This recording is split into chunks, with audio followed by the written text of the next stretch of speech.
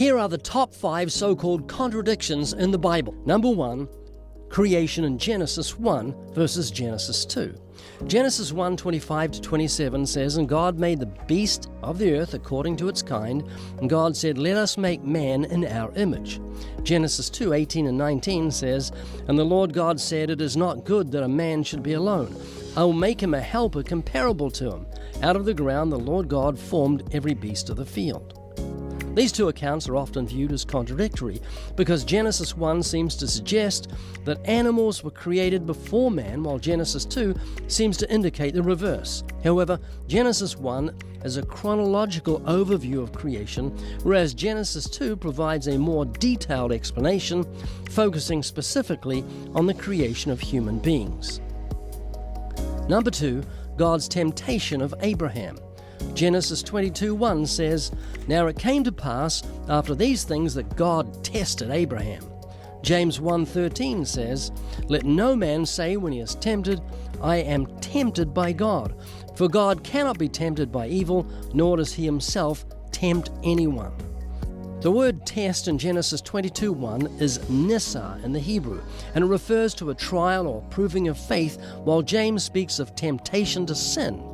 God does not tempt anyone to do evil, as James says, but he does test people to strengthen and reveal their faith, as in Abraham's case. Number 3, faith versus works for salvation. Ephesians 2:8 and 9 says, "For by grace you have been saved through faith, and that not of yourselves, it is the gift of God, not of works, lest anyone should boast." James 2:24 says, "You see then that a man is justified by works and not by faith only." Ephesians teaches that salvation is a gift from God through faith and not something earned by works. James emphasizes that genuine faith produces works. They're complementary. Faith alone saves, but saving faith is never alone. It's demonstrated by works. Number 4, the death of Judas. Matthew 27:5 says, "Then he threw down the pieces of silver in the temple and departed and went and hanged himself." Acts 1:18 says, "Now this man purchased a field with wages of iniquity, and falling headlong, he burst open in the middle, and all his entrails gushed out." These are complementary accounts. Matthew focuses on Judas's suicide, while Acts details about the aftermath. It's possible Judas hanged himself, and in time his decomposed body fell. The two descriptions reflect different aspects of the same event and are not a contradiction. And number 5, who carried the cross of Jesus?